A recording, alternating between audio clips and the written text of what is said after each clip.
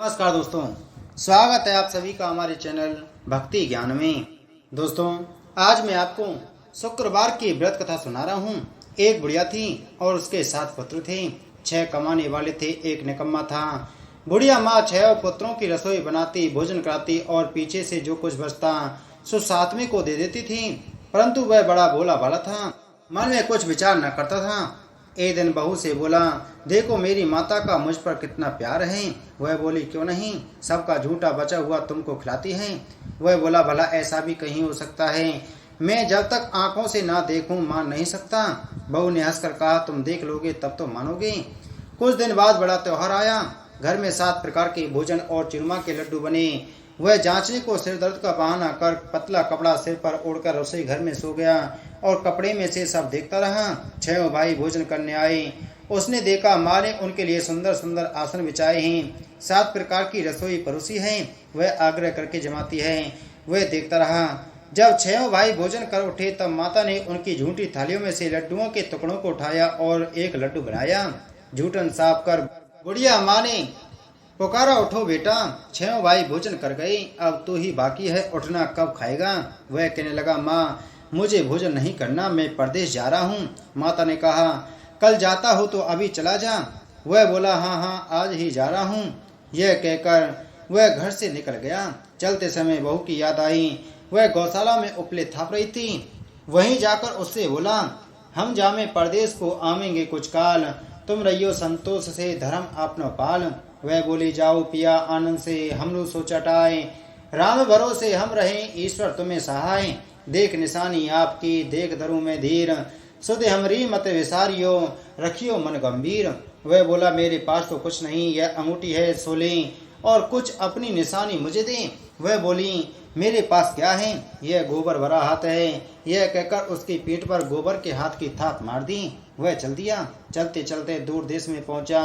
वहां एक साहूकार की दुकान थी। वहां जाकर कहने लगा, भाई मुझे नौकरी पर रख लो। साहूकार को जरूरत थी। बोला, रह जा। लड़के ने पूछा, तनख्वाह क्या दोगे। साहूकार ने कहा, काम देखकर दाम मिलेंगे। साहूकार की नौकरी मिली। वह सवेरे 7 बजे से रात तक नौकरी बजाने लगा।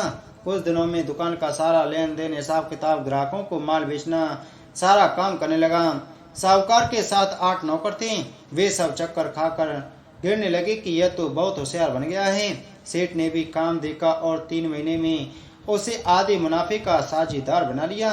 वह 12 वर्ष में ही नामी सेठ बन गया और मालिक सारा कारोबार उस पर छोड़कर बाहर चला गया। अब बहू पर क्या बीती सो सुनो। सास ससुर उसे दुख देने लगे। सारी गृहस्थी का काम और करके उसे लकड़ी लेने जंगल में भेजते। इस बीच घर की रोटियों के आटे से जो भूसी निकलती उसकी रोटी बनाकर रख दी जाती और फुटे नारियल के खोपरे में पानी। इस तरह दिन बीतते रहे। एक दिन वह लकड़ी लेने जा रही थी कि रास्ते में बहुत सी स्त्रियां संतोषी माता का व्रत करती दिखाई दी। वह वहां खड़ी होकर कथा सुनकर बोली, बहनों तुम यह किस देवता का व्रत व पूजन करती हो, इसके करने से क्या फल मिलता है, इस व्रत के करने की क्या विधि है। यदि तुम अपने व्रत का विधान मुझे समझा कर कहोगी तो मैं तुम्हारा एहसान मानूंगी। तब उनमें से एक स्त्री बोली, सुनो, यह संतोषी माता का व्रत है, इसके करने से निर्धनता दरिद्रता का नाश होता है और लक्ष्मी आती है, मन की चिंताएं दूर होती हैं, घर में सुख होने से मन को प्रसन्नता और शांति मिलती है, निपुत्र को पुत्र मिलता है, प्रीतम बारो तो जल्दी आता है, कुंवारी कन्या को मन पसंद वर मिले, राजद्वारी में बहुत दिनों से मुकदमा चलता हो तो खत्म हो जाए, सब तरह सुख शांति हो, घर में धन जमा हो, पैसा जायदाद का लाभ हो, रोग दूर हो जाए तथा और जो कुछ मन में कामना हो वे इस संतोषी माता की कृपा से पूरी हो जाएं, इसमें संदेह नहीं। वह पूछने लगी, यह व्रत कैसे किया जाता है, यह भी बतलाओ तो बड़ी कृपा होगी। स्त्री कहने लगी, 1.25 रुपये का गुड़ व चना लेना, इच्छा हो तो 5.25 रुपये का लेना या 11.25 रुपये का सहूलियत अनुसार लेना, बिना परेशानी श्रद्धा और प्रेम से जितना बन सके सवया लेना। हर शुक्रवार को निराहार रहकर कथा कहना सुनना, इसके बीच क्रम टूटे नहीं, लगातार नियम पालन करना। सुनने वाला कोई न मिले तो घी का दीपक जला उसके आगे जल के पात्र को रखकर कथा कहना, परंतु नियम न टूटे। जब तक कार्य सिद्ध न हो नियम पालन करना और कार्य सिद्ध हो जाने पर ही व्रत का उद्यापन करना। 3 मास में माता फल पूरा करती हैं। यदि किसी के खोटे ग्रह हो तो भी माता 1 वर्ष में अवश्य कार्य को सिद्ध करती हैं। कार्य सिद्ध हो जाने पर ही उद्यापन करना चाहिए, बीच में नहीं। उद्यापन में 2.5 सेर आटे का खाजा और इसी परिणाम से खीर तथा चने का साग करना। 8 लड़कों को भोजन कराना। जहाँ तक मिले देवर जेठ भाई बंधु कुटुंब के लड़के लेना, ना मिले तो रिश्तेदारों और पड़ोसियों के लड़कों बुलाना, उन्हें भोजन कराना, यथाशक्ति दक्षिणा दे माता का नियम पूरा करना। उस दिन घर में कोई खटाई ना खाए। यह सुनकर बुढ़िया के लड़के की बहू चलती रास्ते में लकड़ी के बोझ को बेच दिया और उन पैसों से गुड़ और चना ले माता के व्रत की तैयारी करने लगी। और सामने मंदिर देख पूछने लगी, यह किसका मंदिर है? सब कहने लगे, संतोषी माता का मंदिर है। यह सुन माता के मंदिर में जा माता के चरणों पर लौटने लगी। दीन होकर विनती करने लगी, माँ मैं निपट मूर्ख हूँ, व्रत के नियम कुछ नहीं जानती, मैं बहुत दुखी हूँ। हे माता जगतजननी, मेरा दुख दूर कर, मैं तेरी शरण में हूँ। माता को दया आई। एक शुक्रवार बीता कि दूसरे शुक्रवार को ही इसके पति का पत्र आया और तीसरे शुक्रवार को उसका भेजा हुआ पैसा भी आ पहुँचा। यह देख जेठानी मुंह सिकोड़ने लगी, इतने दिनों में पैसा आया, इसमें क्या बड़ाई है। लड़के ताने देने लगे। काकी के पास अब पत्र आने लगे, रुपया आने लगा। अब तो काकी की खातिर बढ़ेगी, अब तो काकी बुलाने से भी नहीं आएगी। बेचारी सरलता से कहती, भैया पत्र आए रुपया आए तो हम सबके लिए अच्छा है। ऐसा कहकर आंखों में आंसू भरकर संतोषी माता के मंदिर में आ मातेश्वरी के चरणों में गिरकर रोने लगी। माँ मैंने तुमसे रुपया पैसा नहीं मांगा, मुझे पैसे से क्या काम है, मुझे तो अपने सुहाग से काम है, मैं तो अपने स्वामी के दर्शन और सेवा मांगती हूँ। तब माता ने प्रसन्न होकर कहा, जा बेटी तेरा स्वामी आएगा। यह सुन वह खुशी से बावली हो घर में जा काम करने लगी। अब संतोषी माँ विचार करने लगी कि इस भोली पुत्री से मैंने कह तो दिया कि तेरा पति आएगा, पर आएगा कहाँ से? वह तो स्वप्न में भी इसे याद नहीं करता, उसे याद दिलाने मुझे ही जाना पड़ेगा। इस तरह माता बुढ़िया के बेटे के पास जा स्वप्न में प्रकट होकर कहने लगी, साहूकार के बेटे सोता है या जागता है? वह बोला, माता सोता भी नहीं हूँ जागता भी नहीं हूँ, बीच में ही हूँ, कहो क्या आज्ञा है? माँ कहने लगी, तेरा घर बार कुछ है या नहीं? वह बोला, मेरा सब कुछ है माता, माँ बाप भाई बहन बहू क्या कमी है? माँ बोली, भोले पुत्र तेरी स्त्री घोर कष्ट उठा रही है, माँ बाप उसे दुख दे रहे हैं, वह तेरे लिए तरस रही है, तो उसकी सुध ले। वह बोला, हाँ माता यह तो मुझे मालूम है, परंतु मैं जाऊँ तो जाऊँ कैसे? परदेश की बात है, लेन देन का कोई हिसाब नहीं, कोई जाने का रास्ता नजर नहीं आता, कैसे चला जाऊं? माँ कहने लगी, मेरी बात मान, सवेरे नहा धोकर संतोषी माता का नाम लिए घी का दीप उजला दंडवत कर दुकान पर जा बैठना। देखते देखते तेरा लेन देन सब चुक जाएगा, जमा माल बिक जाएगा, सांझ होते होते धन का ढेर लग जाएगा। सवेरे बहुत जल्दी उठ उसने लोगों से अपने सपने की बात कही तो वे सब उसकी बात अनसुनी कर दुल्हे की उड़ाने लगे। कहीं सपने भी सच होते हैं। एक बूढ़ा बोला, देख भाई मेरी बात मान, इस प्रकार सच झूठ करने के बदले देवता ने जैसा कहा है वैसा ही करने से तेरा क्या जाता है? वह बूढ़े की बात मान स्नान कर संतोषी माँ को दंडवत कर घी का दीपक जला दुकान पर जा बैठा। थोड़ी देर में वह क्या देखता है कि देने वाले रुपया लाए, लेने वाले हिसाब लेने लगे। कोठे में भरे सामानों के खरीदार नगद दाम में सौदा करने लगे। शाम तक धन का ढेर लग गया। माता का चमत्कार देख प्रसन्न मन हो वह माता का नाम ले घर ले जाने के वास्ते गहना कपड़ा खरीदने लगा और वहाँ के काम से निपट कर वह घर को रवाना हुआ। वहाँ बहू बेचारी जंगल से लकड़ी लेने जाती है। लौटते वक्त माँ के मंदिर पर विश्राम करने लगती है। वह तो उसका रोजाना रुकने का स्थान था। दूर से धूल उड़ती देख वह माता से पूछती है, हे माता यह धूल कैसी उड़ रही है? माँ कहती है, पुत्री तेरा पति आ रहा है, अब तो ऐसा कर लकड़ियों के 3 बोझ बना ले, एक नदी किनारे रख, दूसरा में मंदिर पर और तीसरा अपने सिर पर रख। तेरे पति को लकड़ी का गट्ठा देखकर मोह पैदा होगा, वह वहाँ रुकेगा, नाश्ता पानी बना खा माँ से मिलने जाएगा। तब तू लकड़ियों का बोझ उठाकर घर जाना और बीच चौक में गट्ठा डालकर 3 आवाजें जोर से लगाना, लो सासू जी लकड़ियों का गट्ठा लो, भूसी की रोटी दो और नारियल के खोपड़े में पानी दो, आज कौन मेहमान आया है। माँ की बात सुन वह बहू बहुत अच्छा माता कहकर प्रसन्न हो लकड़ियों के 3 गट्ठे ले आई। एक नदी तट पर एक माता के मंदिर में रखा। इतने में ही एक मुसाफिर आ पहुंचा। सूखी लकड़ी देख उसकी इच्छा हुई कि अब यहीं विश्राम करें और भोजन बना खाकर गांव जाएं। इस प्रकार भोजन बना विश्राम कर वह गांव को गया। सबसे प्रेम से मिला। उस समय बहू सिर पर लकड़ी का गट्ठा लिए आती है। लकड़ी का भारी बोझ आंगन में डाल जोर से 3 आवाज देती है, लो सासू जी लकड़ी का गट्ठा लो, भूसी की रोटी दो, नारियल के खोपरे में पानी दो, आज कौन मेहमान आया है। यह सुनकर सास बाहर आ अपने दिए हुए कष्टों को बुलाते हुए कहती है, बहू ऐसा क्यों कहती है, तेरा मालिक ही तो आया है, आ बैठ, मीठा भात खा, भोजन कर, कपड़े गहने पहन।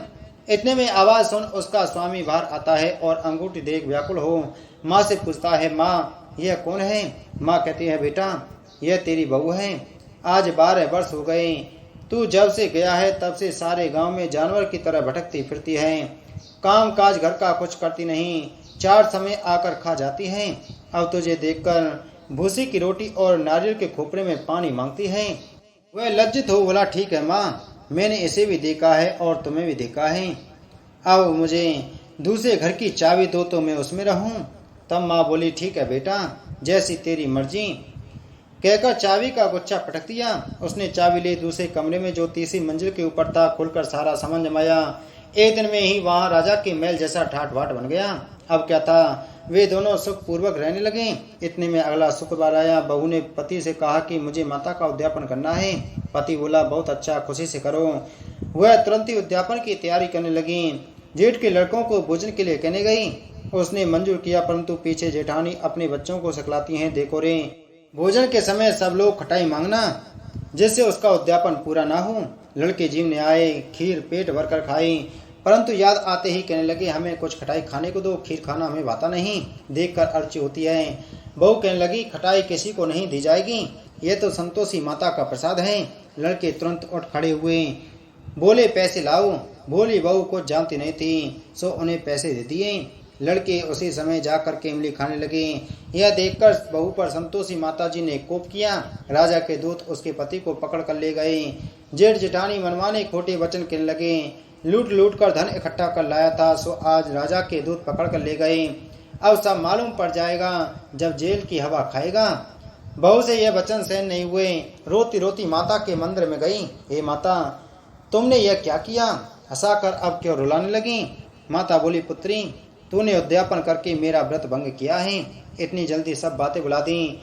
वह कहने लगी, माता, भूली तो नहीं हूँ, ना कुछ अपराध किया है, मुझे तो लड़कों ने भूल में डाल दिया, मैंने भूल से उन्हें पैसे दे दिए, मुझे माफ कर दो माँ। माँ बोली, ऐसी भी कहीं भूल होती है? वह बोली, माँ मुझे माफ कर दो, मैं फिर से तुम्हारा उद्यापन करूंगी। माँ बोली, अब भूल मत करना। वह बोली, अब ना होगी। माँ, अब बतलाओ वह कैसे आएंगे? माँ बोली, जा पुत्री, तेरा पति तुझे रास्ते में ही आता मिलेगा। वह घर को चली। राम में पति आता मिला। उसने पूछा, तुम कहाँ गए थे? तब वह कहने लगा, इतना धन कमाया है, उसका टैक्स राजा ने मांगा था, वह भरने गया था। वह प्रसन्न हो बोली, भला हुआ, अब घर चलो। कुछ दिन बाद फिर शुक्रवार आया। वह बोली, मुझे माता का उद्यापन करना है। पति ने कहा, करो। वह फिर से जेठ के लड़कों से भोजन कहने गई। जेठानी ने तो 1-2 बातें सुनाई और लड़कों को सिखा दिया कि तुम पहले ही खटाई मांगना। लड़के कहने लगे, हमें खीर खाना नहीं पाता, जी बिगड़ता है, कुछ खटाई खाने को देना। वह बोली, खटाई खाने को नहीं मिलेगी, आना हो तो आओ। वह ब्राह्मणों के लड़कों को ला भोजन कराने लगी। यथाशक्ति दक्षिणा की जगह एक एक फल उन्हें दिया। इससे संतोषी माता प्रसन्न हुई। माता की कृपा से ही 9वें मास उसको चंद्रमा के समान सुंदर पुत्र प्राप्त हुआ। वह पुत्र को लेकर प्रतिदिन माता जी के मंदिर में जाने लगी। माँ ने सोचा कि यह रोज आती है, आज क्यों ना मैं ही इसके घर चलूं, इसका आसरा देखूं तो सही। यह विचार कर माता ने भयानक रूप बनाया। गुड़ और चने से सना मुख, ऊपर सूंड के समान होठ, उस पर मक्खियां भिनभिना रही थीं। दहलीज में पांव रखते ही उसकी सास चिल्लाई, देखो रे, कोई चुड़ैल दाखिन चली आ रही है, लड़को इसे भगाओ नहीं तो किसी को खा जाएगी। लड़के डरने लगे और चिल्लाकर खिड़की बंद करने लगे। छोटी बहू रोशनदान में से सब देख रही थी। प्रसन्नता से पगली होकर चिल्लाने लगी, आज मेरी माताजी मेरे घर आई हैं। यह कहकर बच्चे को दूध पिलाने से हटाती है। इतने में सास का क्रोध फूट पड़ा। बोली, राण, इसे देखकर कैसी उतावली हुई है जो बच्चे को पटक दिया। इतने में माँ के प्रताप से जहाँ देखो वहीं लड़के ही लड़के नजर आने लगे। वह बोली, माँ जी, मैं जिनका व्रत करती हूँ यह वही संतोषी माता हैं। इतना कह झट से सारे घर के किवाड़ खोल देती है। सबने माता के चरण पकड़ लिए और विनती कर कहने लगे, हे माता, हम मूर्ख हैं, हम अज्ञानी हैं, पापी हैं, तुम्हारे व्रत की विधि हम नहीं जानते, तुम्हारा व्रत भंग कर हमने बहुत बड़ा अपराध किया है। हे माता, आप हमारा अपराध क्षमा करो। इस प्रकार माता प्रसन्न हुई।